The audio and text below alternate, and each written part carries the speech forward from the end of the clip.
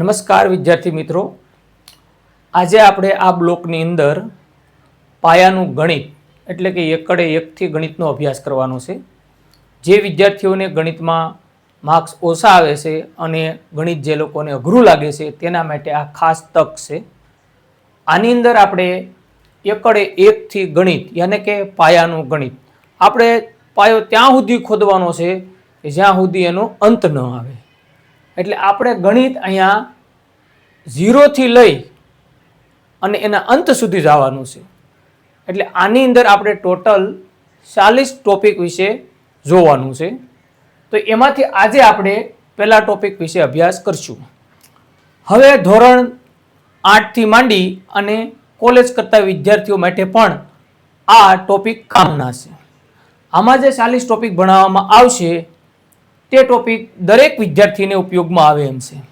ખાસ કરીને ધોરણ 10 જે હમણાં 9માની એક્ઝામ પૂરી થશે અને 10મા ધોરણમાં પ્રવેશ કરશે, એમાં ગણિત જો ન સમજાતું હોય તો આ લેક્ચર 1ની 2 વાર જોઈ લેજો. અને આમાં એક ટોપિક જે તમને સમજાવું જ્યાં સુધી ન સમજાય ત્યાં સુધી બીજો ટોપિક જોવો નહીં. જ્યાં સુધી પહેલો ટોપિક સંપૂર્ણ સમજમાં આવી જાય તો જ તમને બીજો ટોપિક સમજમાં આવશે. આપણે અહીંયા પહેલો ટોપિક રાખવામાં આવેલો છે જાતે કરવું ફરજિયાત છે. આપણો પહેલો મુદ્દો જે છે એ પહેલા મુદ્દાનું નામ છે જાતે કરવું ફરજિયાત છે.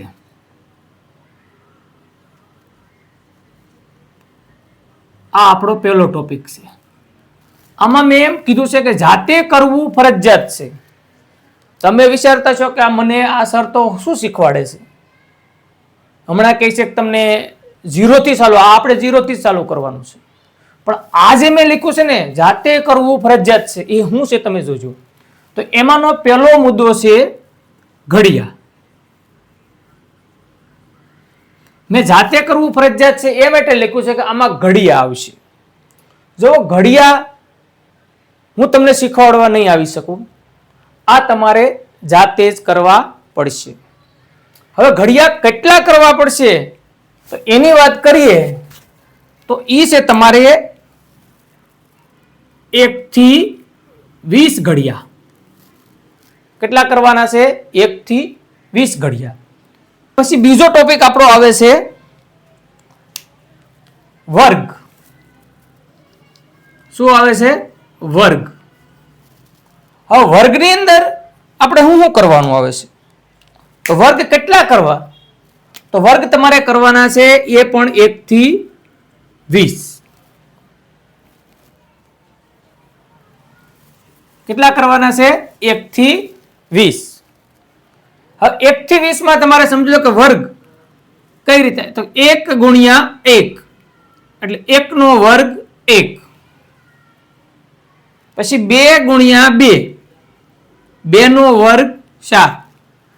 3 ગુણ્યા 3, 3 નો વર્ગ 9. 4 ગુણ્યા 4, 4 નો વર્ગ 16. આ રીતે તમારે 1 થી 20 ના વર્ગ લખી લેવાના એક બુકની અંદર અને એને કમ્પ્લીટલી તૈયાર કરી નાખવાના. જો તમને વર્ગ આવડતા હશે તો તમે જ્યારે સાદુરૂપ આપશો ત્યારે તમને કાયમ આવશે. ત્યારે તમને 16 લખેલા હોય તો તમને ખબર હોય કે 16 એ 4 નો વર્ગ છે, એટલે 4 ગુણ્યા 4 લખો એટલે એનું સાદુરૂપ થઈ જાય, એનું વિભાજન થઈ જાય ગુણાકારમાં. પછી સમજી લો કે અહીંયા આપણને 25 આપેલા હોય તો તમને ખબર હોય કે 25 નો વર્ગ કેટલો થાય, વર્ગમૂળ કેટલું થાય? 5. અચ્છા, 25 આપેલા હોય તો વર્ગમૂળ કેટલું થાય? 5. 5 નો વર્ગ કેટલો થાય? 25. એટલે તરત તમને ખબર આ 50 50 25 ઉડી જાય. એટલે વર્ગ કરવો જરૂરી છે. એ પછીનો આપણો ટોપિક છે ઘન.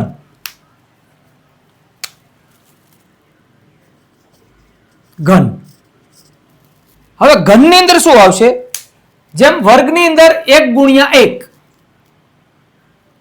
એ રીતે ઘનની અંદર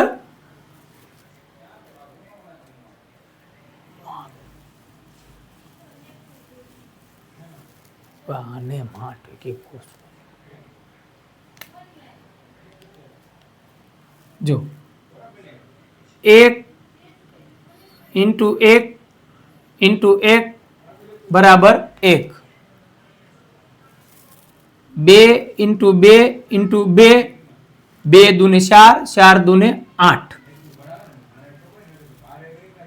3 ગુણ્યા 3 ગુણ્યા 3, 3 તેરી 9, 9 તેરી 27. જે રકમને 3 વખત ગુણવામાં આવે એટલે એને ઘન કહેવાય.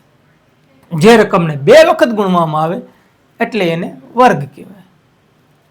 1 નો વર્ગ 1, 1 ને 2 વાર ગુણો, 1 ને 3 વાર ગુણો એટલે ઘન, 2 ને 2 વાર ગુણો એટલે વર્ગ થઈ ગયો, 2 ને 3 વાર ગુણો એટલે ઘન થઈ ગયો. આ રીતે સમજી લો કે 4 ગુણ્યા 4 ગુણ્યા 4, 4 નો ઘન કેટલો થાય? 4 ને 3 વાર ગુણી નાખો, 3 વખત, 3 હારે નહીં, 100 કે 16, 16 64. એટલે આ થઈ ગયો 4 નો ઘન. એટલે આ 3 ટોપિક જે છે એ તમારે જાતે કરવાના છે, જેમાં હું તમારી કોઈ મદદ નહીં કરી શકું.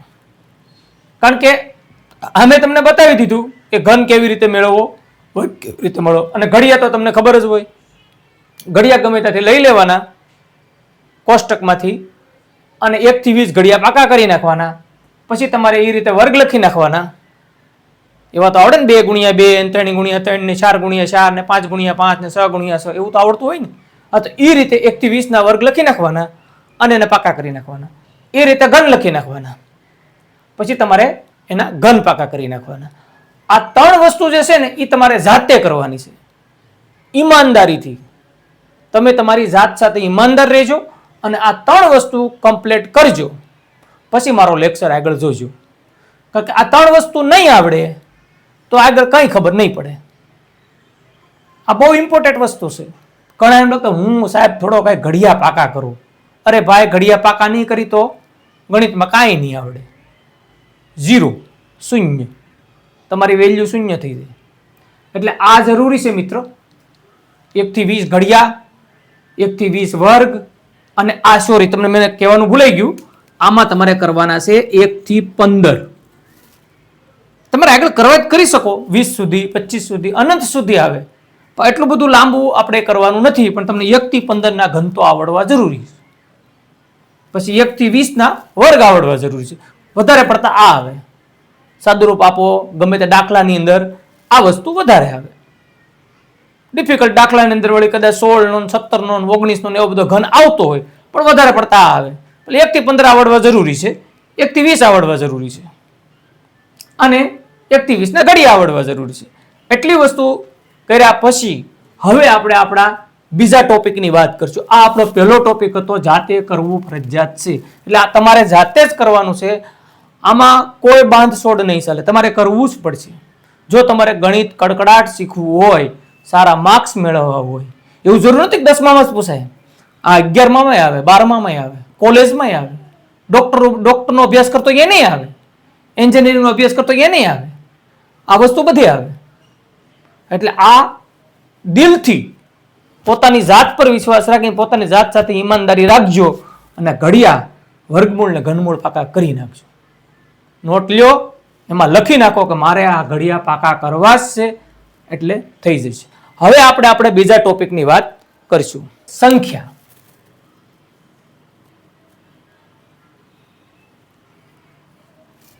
બરાબર, આપણો બીજો ટોપિક છે સંખ્યા. સંખ્યા એટલે શું? તો કે 1 2 3 4 5 6 7 8 9 10 એક્સેટ્રા, એને સંખ્યા કહેવાય. પણ સંખ્યાના ઘણા બધા પ્રકાર આવે. માનો કે હું તમને એમ કહું 1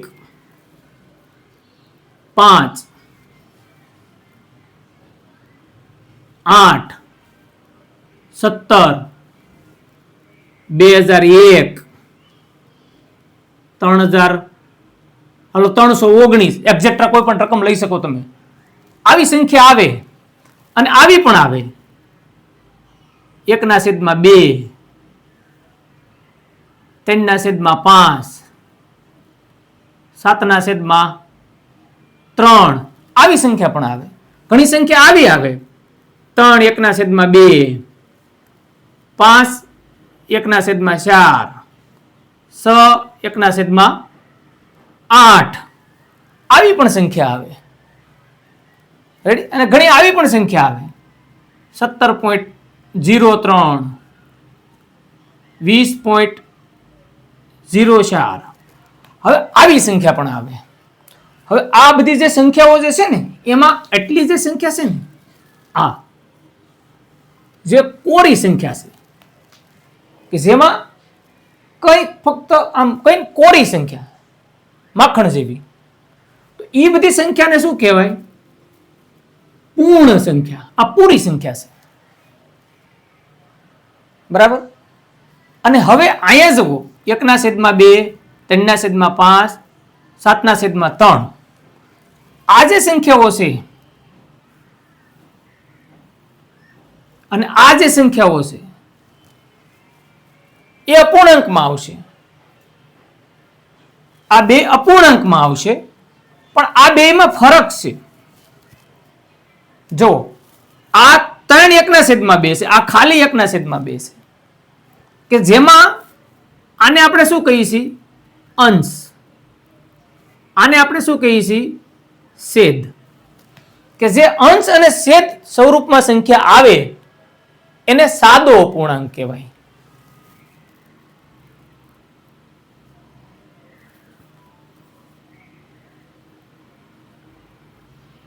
આપણે એને સાદો અપૂર્ણાંક કહીશું. અને આ જે સંખ્યા આવે છે જેમાં એક કોરી સંખ્યા છે અને એક અડધી સંખ્યા છે. બરાબર? એક કોરી સંખ્યા છે 3 અને 1/2. એટલે 3 જે છે એ કોરા છે, 1/2 જે છે એ કોરા નથી, અડધા છે. તો એમાં જે આપણે વાત કરીએ તો એ જે સંખ્યા છે એને મિશ્ર અપૂર્ણાંક કહેવાય.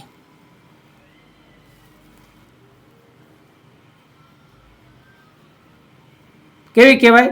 મિશ્ર અપૂર્ણાંક. હવે આપણે આ સંખ્યાને આપણે ઓળખતા શીખીએ છીએ કે આ જે સંખ્યા છે એ પૂર્ણ સંખ્યા છે, આ બે સંખ્યા છે અપૂર્ણાંક છે, પણ આ સ્વરૂપમાં આવે એટલે સાદો અપૂર્ણાંક કહેવાય અને આ સ્વરૂપમાં આવે એટલે મિશ્ર અપૂર્ણાંક કહેવાય. હવે અહીંયા આવી પોઈન્ટ વાળી, તો કે આ કઈ સંખ્યા? તો એને કહેવાય દશાંશ. આ જે સંખ્યા છે એને કહીશું આપણે દશાંશ. તો હવે આપણે આની અંદર કેટલું શીખ્યા કે આ સંખ્યાઓના પ્રકાર આવે છે. એમાં જે આ કોરી સંખ્યા આવે છે માખણ જેવી એને આપણે પૂર્ણ સંખ્યા કહીએ. આવી બે જે સંખ્યા આવે છે એને આપણે અપૂર્ણાંક કહીએ, પણ જેનો અંશ અને છેદ હોય એને સાદો અપૂર્ણાંક કહેવાય. એક પૂર્ણ સંખ્યા હોય અને એક અડધી સંખ્યા હોય એને આપણે મિશ્ર અપૂર્ણાંક કહીએ. જે પોઈન્ટ વાળી સંખ્યા હોય એને આપણે દશાંશ કહીએ. રેડી? એટલું સમજાઈ ગયું? નો સમજાઈ ગયું તો હજી એકવાર કહી દઉં. જે કોરી માખણ જેવી સંખ્યા જે આવે છે જેને આપણે પૂર્ણ સંખ્યા કહીએ છીએ, જેમાં આ રીતનું આવે છે, જેમાં અંશ અને છેદ આવે છે એને સાદો અપૂર્ણાંક કહેવાય. અને જેમાં એક કોરી સંખ્યા આવે અને એક અંશ અને છેદ વાળી મિક્સ આવે એટલે આને મિશ્ર સંખ્યા. બે ભેગું છે મતલબમાં, આ અને આ બે ભેગું એટલે એને મિશ્ર અપૂર્ણાંક કહેવાય.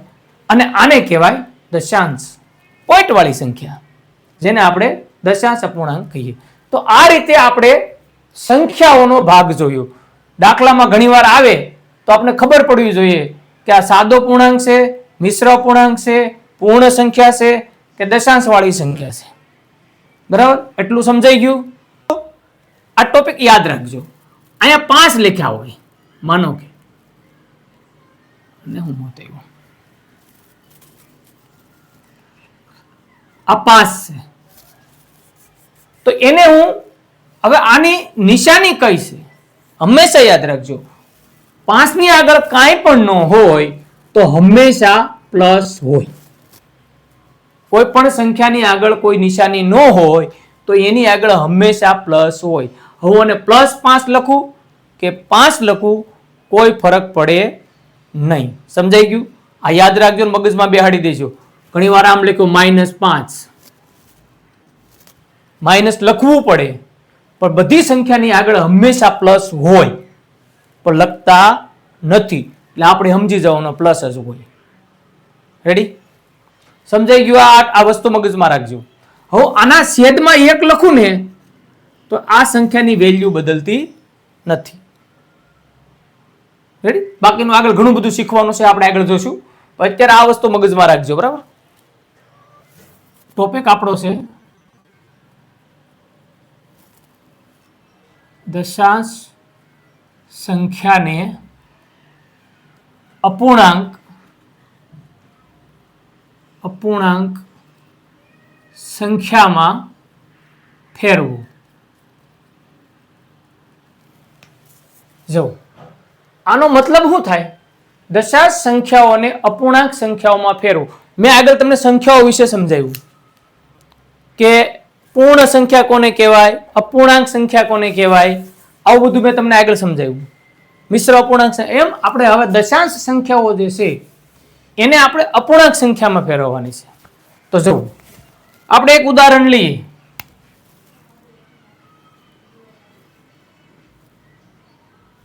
મેં લખ્યું હોય કે 17.19, આ આપણું પહેલું ઉદાહરણ છે. હવે અહીંયા પોઈન્ટ આવ્યો એટલે આપણે ઓળખીએ છીએ કે આને દશાંશ સંખ્યા કહેવાય. બરાબર? હવે આ દશાંશ સંખ્યા જે છે એને આપણે અપૂર્ણાંકમાં ફેરવવાની છે. અપૂર્ણાંક સંખ્યા કોને કહેવાય? કે જેનો અંશ અને છેદ આવા સ્વરૂપમાં જે સંખ્યા આવતી હોય એને આપણે અપૂર્ણાંક સંખ્યા કહીએ છીએ. મેં તમને આગળ કીધું હતું, મેં તમને દાખલા તરીકે બતાવ્યું હતું કે જે કોરી સંખ્યા હતી તે પૂર્ણ સંખ્યા છે, જે અડધી અડધી સંખ્યા હતી તે સાદો અપૂર્ણાંક છે, પણ જે અડધી પ્લસ આખી હતી એ મિશ્ર અપૂર્ણાંક છે. અને છેલ્લે તમને પોઈન્ટ વાળા બતાવ્યા હતા એ કયા હતા? તો કે દશાંશ અપૂર્ણાંક, એટલે દશાંશ સંખ્યાઓ. મતલબ હવે આવી જે દશાંશ સંખ્યાઓ છે ને અપૂર્ણાંકમાં ફેરવવાની. અપૂર્ણાંકમાં શું આવે? હંમેશા અંશ અને છેદ. હવે આપણે અહીંયા અંશ અને છેદમાં ફેરવવાનો છે. મતલબ એવો છે આપણે અપૂર્ણાંકમાં ફેરવવી એટલે આને અંશ અને છેદના સ્વરૂપમાં લાવવાની છે. તો સૌપ્રથમ આપણે શું કરશું? જો એમ કરવું હોય તો આ પોઈન્ટ દૂર કરવો પડે. પોઈન્ટ દૂર કરીએ. હવે તમારે પહેલા શું કરવાનું છે? 17 અને 19 એમને કોરા મૂકી દેવાના. આપણે એને અંશ અને છેદમાં ફેરવવાની છે એટલે આપણે અહીંયા આ પોઈન્ટ જે છે એને હટાવી 17 અને 19 એમને બેઠા મૂકી દેવાના છે. પછી છેદમાં આ કેટલા છે પોઈન્ટ પછી આંકડા? 1 અને 2. પોઈન્ટ પછી કેટલા આંકડા છે? 1 અને 2. તો તમારે અહીંયા મૂકી દેવાના 1 0 2 0 અને એક ખિસ્સામાં કાઢીને 1 મૂકી દેવાનું. રેડી? 17.19 માંથી શું થઈ જાય? 1719 ના છેદમાં 100. હવે આ સંખ્યા જે છે ને એ અપૂર્ણાંકમાં ફરી ગઈ. સમજાણું? એટલે આને કહેવાય દશાંશ સંખ્યાઓને અપૂર્ણાંક સંખ્યામાં ફેરવા. આપણું એક દાખલા તરીકે બીજું ઉદાહરણ લઈ ચાલો. નો સમજાણું તો બીજું ઉદાહરણ લઈ કે આપણે સમજીએ કે 19.03. હવે આ જે છે ને દશાંશ સંખ્યા છે એને આપણે અપૂર્ણાંક સંખ્યામાં ફેરવવાની છે. તો મેં કીધું એમ કે 1903 છેદમાં પોઈન્ટ પછી કેટલા આંકડા છે? 2 અંક છે, 1 અને 2. તો તમારે 1 અને 2 0 મૂકવાના અને છેદમાં 1 ફરજિયાતપણે મૂકવાનું ખિસ્સામાં કાઢીને. હવે આપણે ત્રીજું ઉદાહરણ લઈએ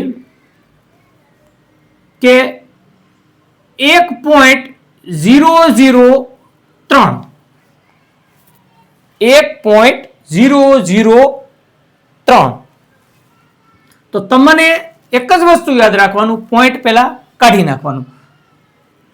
સીધો આંકડો શું થયો? 1003 એના છેદમાં. હવે મેં તમને કીધું એ પ્રમાણે પોઈન્ટ પછી કેટલા આંકડા છે?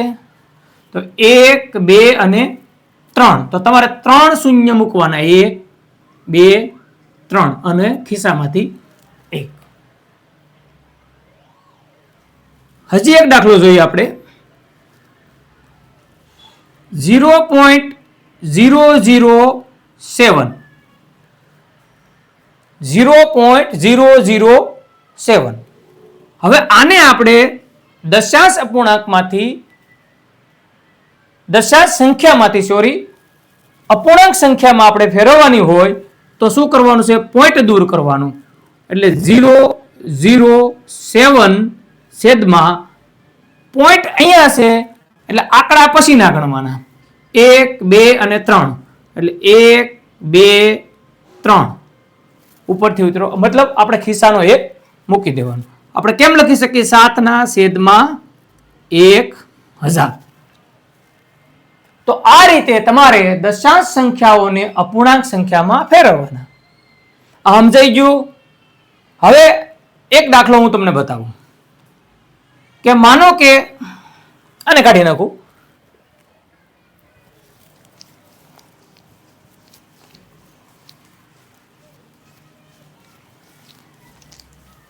હવે જો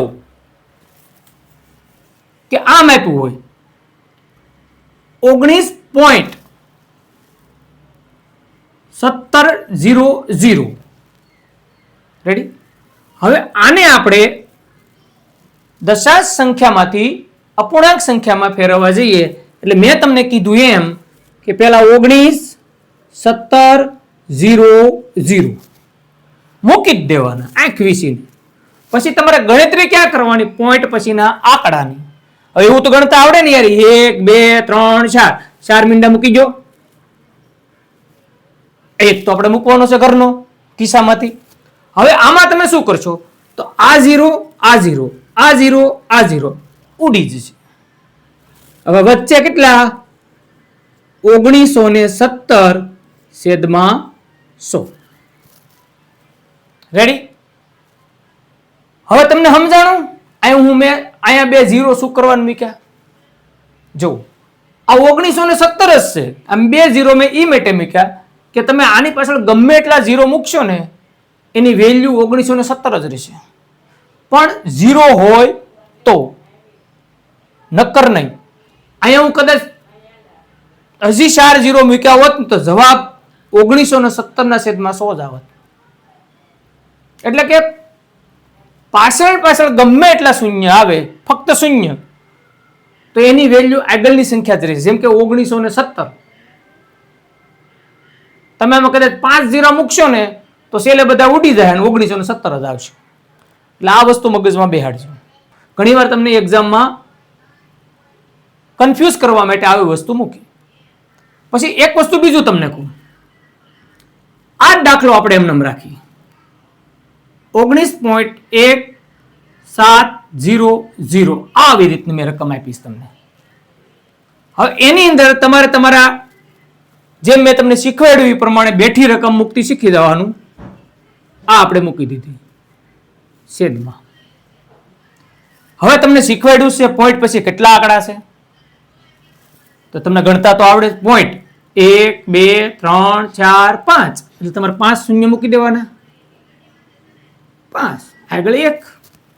જો 0 0 ઉડી જાય, 0 0 ઉડી જાય, ઉડી જાય શું? જવાબ કેટલો આવ્યો? આ શૂન્ય ઉડે નહીં, આ શૂન્ય ઉડે નહીં. મગજમાં રાખજો. મેં શું કીધું? પાછળ જે શૂન્ય આવે ઈ જ ઉડે, વચ્ચેની શૂન્ય ક્યારેય ઉડે નહીં. કારણ કે વચ્ચેની શૂન્ય ઉડાડો તો એની વેલ્યુ બદલાઈ જાય. એટલે આનો જવાબ કેટલો આવશે? 1000. એટલે આ વસ્તુ મગજમાં રાખજો. ક્યારે વેસલી શૂન્ય ઉડાડતા નહીં. શૂન્ય હંમેશા પાછળ નહીં ઉડે. શૂન્ય પછી એક કોઈ પણ આંકડો આવી જાય એટલે વેસલી શૂન્ય ઉડે નહીં. આ મગજમાં રાખજો. એટલે મેં એક્ઝામ્પલ તમને બેઠું સેમ ટુ સેમ લીધું છે. વચ્ચે એક શૂન્ય નાખી દીધી છે આની અંદર. એટલે તમને ખબર પડે કે વેસલી શૂન્ય ન ઉડે, ફક્ત પાછલી શૂન્ય જ ઉડે. રેડી? આ હતું આપણું દશાંશ સંખ્યાઓને અપૂર્ણાંક સંખ્યામાં ફેરવવી. આ સમજાઈ ગયું બરાબર? અને એક વસ્તુ અહીં બીજું તમને સમજાવવામાં આવશે. આ શૂન્ય ઉપરથી તમને એક વસ્તુ સમજાવું. અહીંયા જુઓ.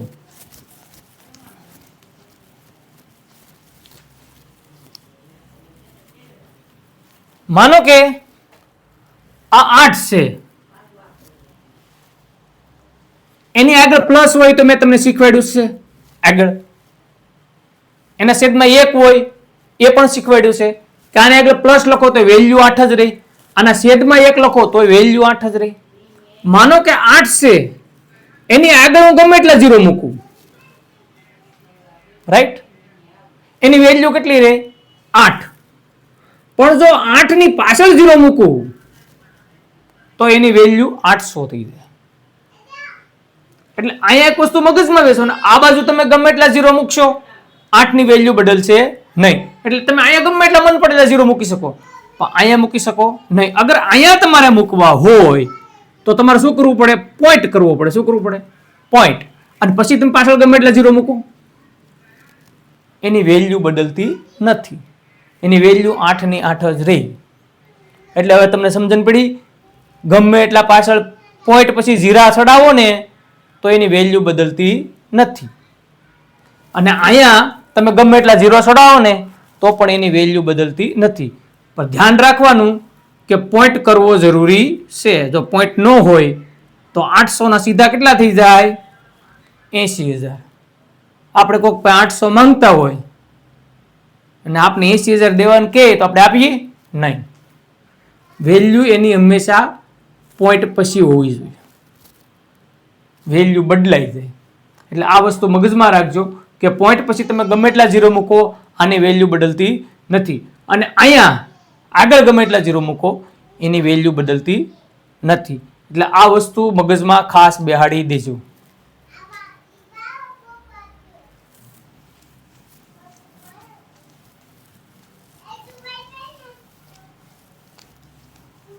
હવે જોવા છે ને એક જ ઉદાહરણ આપણે વધારે. તો માનો કે આમ હોય 0.003,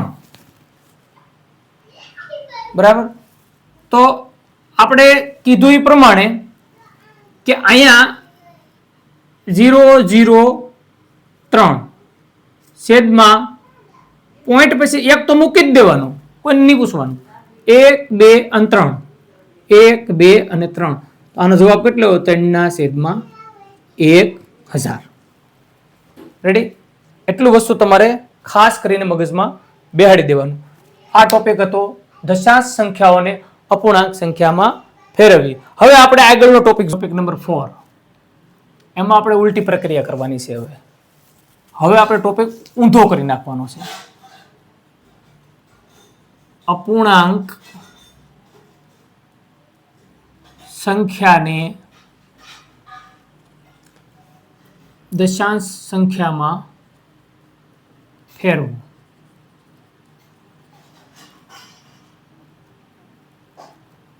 ઓકે, પહેલાથી ઊંધી પ્રક્રિયા કરવાની છે આપણે. હવે કે પહેલા આપણે શું હતું કે દશાંશ સંખ્યાને અપૂર્ણાંકમાં ફેરવો. હવે આપણે ઉલટું કરવાનું છે કે હવે અપૂર્ણાંકને દશાંશ સંખ્યામાં ફેરવો. એટલે કે અંશ અને છેદમાં આપેલા હોય તો એને પોઈન્ટ વાળી સંખ્યામાં ફેરવો. દાખલા તરીકે એમ આપ્યું હોય કે 3120 છેદમાં 100. જો આ 3120 અરે શૂન્ય કાઢી નાખે, ડાયરેક્ટ શૂન્ય વાળું નથી લેવું. 3123 છેદમાં 100 આવી રીતનો એક દાખલો આપ્યો છે. તમને કીધું છે આને દશાંશ સ્વરૂપમાં ફેરવું. તો મેં તમને કીધું એમ કે જો આપણે અહીંયા પોઈન્ટ કાઢીને નીચે શૂન્ય લખી શકતા હોઈએ તો આનો પોઈન્ટ ક્યાં હોય? હંમેશા અહીંયા હોય. મેં તમને કીધું હતું કે 8 પોઈન્ટ પછી તમે 0 ગમે એટલા લખો કંઈ ફરક પડતો નથી. એટલે અહીંયા પછી પોઈન્ટ લખવો જરૂરી નથી, પોઈન્ટ હોય જ. અહીંયા પોઈન્ટ હોય જ હંમેશા. મેં તમને હમણાં કીધું હતું કે 8 ની પછી તમે પોઈન્ટ કરીને ગમે એટલા 0 લખી શકો. હવે અહીંયા આપણે છે આ 100 કાઢવાના છે અહીંથી. એટલે આપણે દશાંશમાં ફેરવવાની હોય તો આ અંશ અને છેદવાળી જે સંખ્યા છે એમાંથી આપણે છેદ ઉડાડવાનો છે, છેદને કાઢી નાખવાનો છે. તો ગણિતના નિયમ પ્રમાણે તમે ડાયરેક્ટ કોઈ વસ્તુ કરી શકતા નથી, બરાબર. તો હવે આપણે શું કરશું? મેં તમને આગળ શીખવાડ્યું એમ કે જો અહીંથી તમારે 100 ને કાઢવા હોય તો અહીંયા કેટલા છે મીંડા? 1, 2. પણ આગળ એકડો હોય તો જ આવું બધું લાગુ પડે. 1 અને 2. તો આગળ મેં તમને કીધું હતું કે 2 પોઈન્ટ હોય તો 100 લખવાના, 3 પોઈન્ટ હોય તો 1000 લખવાના. એમ અહીંયા 1 અને 2 તો પોઈન્ટ ક્યાં હોય?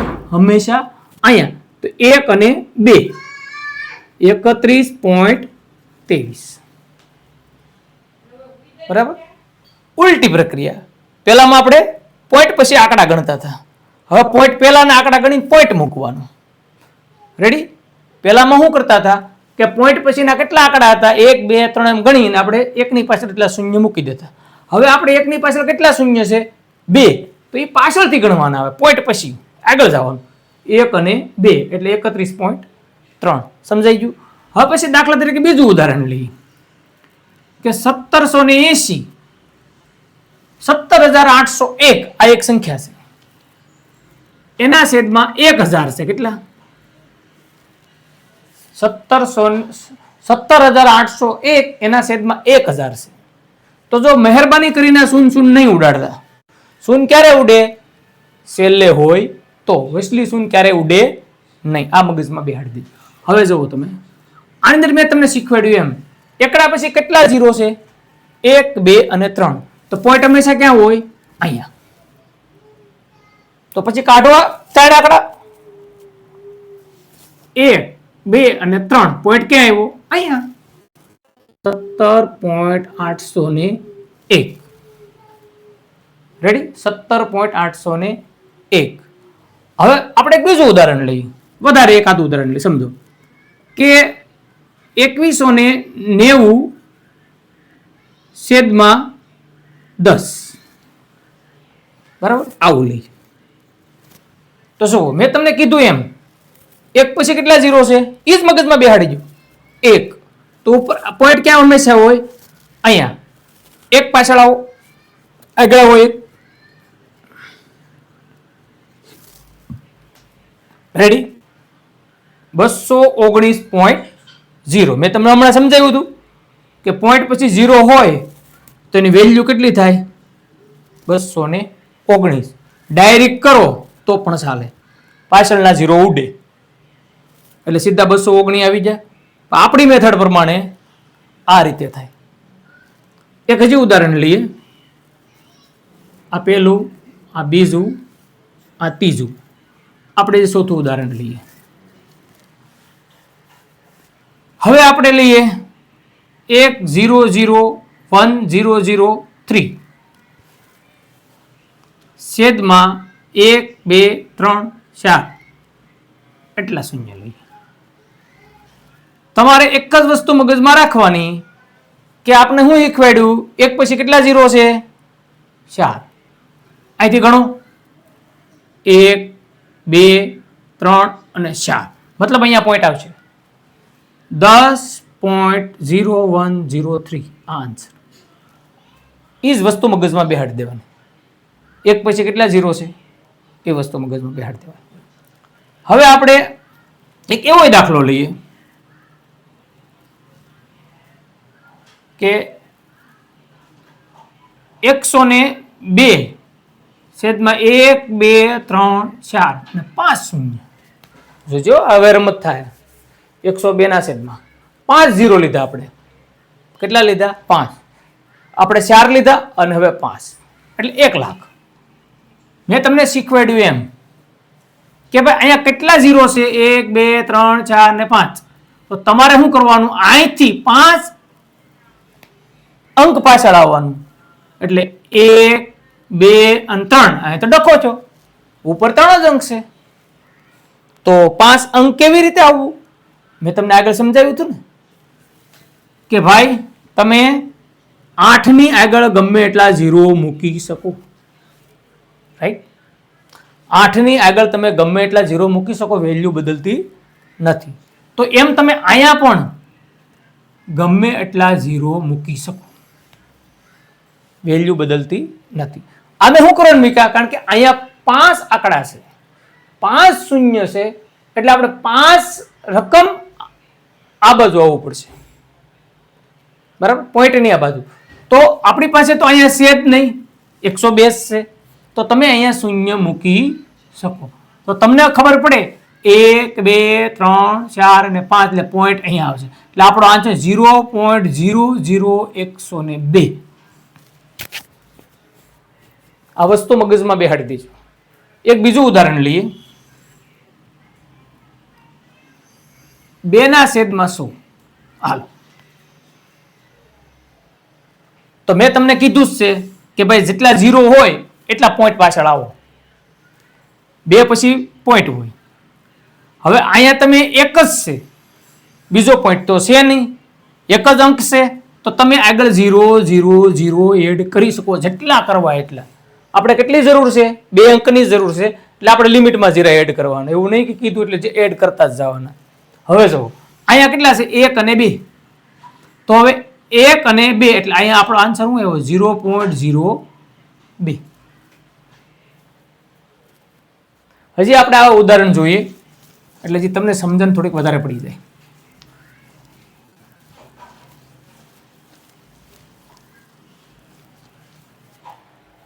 જો આવા આપણે ઉદાહરણ લઈ 3/1000 માનો કે આવી રકમ છે, 3/1000. મેં તમને કીધું એમ 1 2 3 3 એકમ છે. હવે તમારે અહીંયા 3 આગળ પાછળ આ બાજુ આવવાનું છે 3, તો અહીંયા એક જ છે. તો મેં તમને કીધું એ પ્રમાણે તમે અહીંયા 0 મૂકી શકો, 4 5 તમારે જેટલા મૂકવા એટલા મૂકી શકો. આ બાજુ ન મૂકી શકો, મૂકવા હોય તો પોઈન્ટ કરવો પડે. હવે અહીંયા કેટલા છે? 1 2 અને 3. આ 1 આ 2 3 પોઈન્ટ ક્યાં આવે? અહીંયા. એટલે આન્સર શું છે? 0.003. એક દાખલો તમે જાતે કરો. હાલો 8/, હાલો આને કરો. નિયમ બધે હરખો છે, મેં કીધું એમ જ કરવાનું છે, કઈ નવીન નથી. હાલો આવડશે? કરશો પાક્કું? હાલો હું કરાવી દઉં. હું તમને સમજાવું. આ 8 આપણે 8 ને અહીંયા મૂકીએ. મેં કીધું એમ કે તમે અહીંયા જેટલા 0 મૂકવા હોય એટલા તમે આગળ 0 મૂકી શકો, એની વેલ્યુ બદલતી નથી. છેદમાં કેટલા છે? 1 2 3 4 અને 5, 1 લાખ. આ તમને થોડુંક વિગતવાર સમજાવવા માટે કર્યું છે. અહીંયા હવે આ 0 0 ઉડાડવાનું નથી હો, ધ્યાનમાં રાખજો. પોઈન્ટ મૂકવા માટે કર્યું છે આ બધું. આ 1 2 3 4 અને 5 છે. 1 2 3 4 અને 5 અહીંયા આવ્યો પોઈન્ટ. રેડી? એટલે 0.00008. બરાબર? આ બધું મગજમાં બેહાડજો, આ તમારે આગળ બહુ કામ આવશે. અને જો તમને આમાં મજા આવે, તમને સારું લાગે કે સમજાય છે અને કામની વસ્તુ છે, તો બુકમાં લખજો, તમારા મિત્રને વાત કરજો, એને શેર કરજો, આપણે આ ચેનલને સબસ્ક્રાઈબર કરજો. અને આ બેઝિક કોર્સ પૂરો થયા પછી આપણે ધોરણ 10ના A to Z પ્રકરણ સંપૂર્ણ રીતે બોર્ડ ઉપર કરાવવાના છે. બરાબર? જેમ તમારો અભ્યાસક્રમ હશે એ પ્રમાણે આપણે આ બધાય પ્રકરણ તમને કરાવવાના છે. તો અહીંયા આપણે આજે 4 ટોપિક જોયા. કે પહેલો ટોપિક જોયો આપણે તમારી જાતે કરો, ઘડિયા, વર્ગ, ઘન. પછી સંખ્યા જોઈએ આપણે, સંખ્યા કઈ કઈ આવે એમ, અપૂર્ણાંક, પૂર્ણાંક, દશાંશ, મિશ્ર અપૂર્ણાંક, સાદો અપૂર્ણાંક. બરાબર? એ પછી આપણે દશાંશ અપૂર્ણાંકને અપૂર્ણાંકમાં ફેરવતા જોયા. અને હવે આપણે અપૂર્ણાંકને દશાંશ સંખ્યામાં ફેરવતા જોઈશું. આ રીતે આપણે અહીંયા 4 ટોપિક પૂરા કર્યા. આ 4 ટોપિક જો તમને બરાબર સમજાઈ ગયા હોય તો જ 5મો ટોપિક તમે જોજો. હજી એકવાર બે પાછું લઈ સિસ્ટમ આવે યુટ્યુબની અંદર, તમે પાછળ લઈ શકો છો, પહેલેથી શરૂ કરી શકો છો. પહેલેથી શરૂ કરીને એકવાર જોઈ લેજો, બરાબર સમજી લેજો, અને પછી 5મો ટોપિક આપણે જોઈજો. હવે આપણે વાત કરવાની છે મિશ્ર અપૂર્ણાંક. તો મિશ્ર અપૂર્ણાંક શું છે એ જ આપણે સમજવાનું છે. મિશ્ર અપૂર્ણાંકનું આપણે વિભાજન કઈ રીતનું કરવાનું છે એ આમાં સમજવાનું છે. કે થોડાક ઉદાહરણ લઈ લઈએ કે મિશ્ર અપૂર્ણાંકનું વિભાજન કઈ રીતે આપણે કરીશું, છૂટા કેવી રીતે પાડશું, એ વસ્તુ આમાં મગજમાં બેહાડવાનું છે આ ટોપિકની અંદર. બાકી મિશ્ર અપૂર્ણાંક કોને કહેવાય તમને ખબર છે? અડધો આખો, એક પૂર્ણ સંખ્યા અને એક અડધી સંખ્યા, અંશ અને છેદવાળી બે ભેગા થાય એટલે મિશ્ર અપૂર્ણાંક. તો આ મિશ્ર અપૂર્ણાંક કહેવાય. દાખલા તરીકે 7 1/2, એટલે આને શું કહેવાય? મિશ્ર અપૂર્ણાંક. પણ હવે આની અંદર આપણે એક બીજો મુદ્દો સમજવાનો છે કે આ જે છે ને, મેં તમને આગળ કીધું એમ કે 7 ની આગળ કાંઈ ન હોય ને તો પ્લસ હોય. મેં તમને આગળ સમજાવ્યું હતું, બરાબર? એમ આની આગળ આ જો આ 7 અને અડધી, આની આગળ પણ શું હોય? પ્લસ હોય. એટલે આપણે ટૂંકમાં શું લખી શકીએ? 7 + 1/2. આને આમ લખો તો મતલબ એ થાય, અને આમ લખો તો મતલબ એ થાય. આનો મતલબ એમ થાય 7 + અડધો. એક 7 આખા છે એની એમાં આપણે 1/2 એટલે કે અડધી કિંમત ઉમેરવાની છે. 0.5 કહેવાય. આનો ભાગાકાર કરો ને એટલે, બરાબર ને? 1/2 એટલે 1/2 ભાગ કરો એટલે 0.5. 1 રૂપિયાના 2 ભાગ કરો એટલે 50 પૈસા થાય મતલબ. તો આને આપણે આ સ્વરૂપમાં પણ, આને આપણે શું કે વિભાજન કર્યું. આ તમારે આગળ કાયમ આવશે, એટલે તમને આ ટોપિક સમજાવું છું. મગજમાં બેહાડી દીજો. હજી આગળ ઘણું બધું આવશે, એ પછી જોવું આપણે, નકર પાછું મગજમાં લવ્યું જાય આ શું કર્યું એમ. હવે આ બે વસ્તુને આપણે છૂટી પાડી. 7 હંમેશા આ જ રીતે હોય, પણ એને લખાય આ સ્વરૂપમાં. આ હોય આ સ્વરૂપની અંદર, એને લખીએ આપણે આ સ્વરૂપે. સમજી લો કે 11 1/3, 1/3 ભાગ કરવાના એમ કહે છે. તો આપણે એને એમ લખી દો પ્લસ તો હંમેશા અહીંયા હોય જ, ક્યારે લખવામાં આવતો નથી પણ હોય જ. એટલે એ મગજમાં જ બેહાડી દો કઈ પ્લસ હોય એટલે 11 + 1/3. અને આ રીતે વિભાજન કરવું એટલે આને છૂટા પાડી દીધા. 11 + 1/3 છે આખી સંખ્યા અને અડધી સંખ્યા. આ વસ્તુને ખાસ મગજમાં આગળ તમારે કાયમ આવશે. હવે જો એ પછી આપણે જોઈએ એક ઉદાહરણ હજી લઈએ કે 8 2/3/7 લખી નાખીએ. ચાલો કોઈ પણ લખી શકીએ.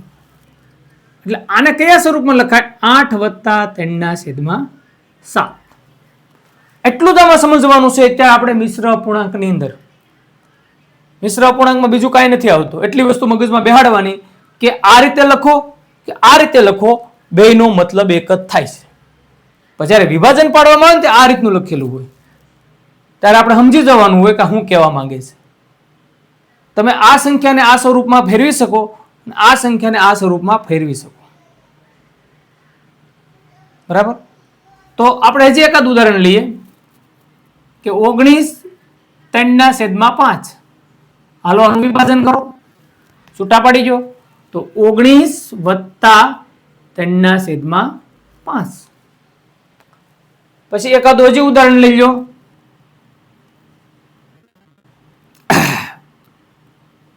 7 નું તો આવી ગયું છે, તો 3 7/4. આવું પણ લખી શકો ને. તો આનો મતલબ એ થયો 3 + 7/4. આ વસ્તુ મગજમાં બેહાડી દેજો. આ આગળ આવશે, ભૂલી નહીં જતા. જ્યારે એનું આપણે વિભાજન કરશું ને સંપૂર્ણ, ત્યારે આ વસ્તુ આવશે. જેમાં ઘણું બધું આડાવડું કરવાનું આવશે, બેના છેદ હરખા કરવામાં આવશે, પણ એ અત્યારે સમજવાનું નથી. અત્યારે આ ટોપિક આપણો હતો મિશ્ર અપૂર્ણાંક 5 નંબરનો, એ અહીંયા પૂર્ણ છો. અને અહીંયા આપણો આ લેક્ચર પણ પૂર્ણ થાય છે. આપણે આ ભાગને પાર્ટ 1 કહીશું. પાર્ટ 2 ની અંદર આપણે 6થો ટોપિક જોઈશું. જો તમને આ વિડીયોમાં બધું સમજાતું હોય તો કોમેન્ટમાં લખજો કંઈક કે સમજાય છે કે નથી સમજાતું. ન સમજાય તો લખજો કે નથી સમજાતું. અને જેને ગણિત શીખવાનું હોય એ જ જોજો, બાકી સ્કીપ કરી નાખજો. અને મજા આવે તો સબસ્ક્રાઈબર કરજો અને તમારા મિત્રને શેર કરજો અને લાઈક કરજો. ચાલો આપણે અહીંયા ટોપિકને પૂર્ણ કરીએ અને મળીશું હવે નેક્સ્ટ વિડીયોમાં પાર્ટ 2.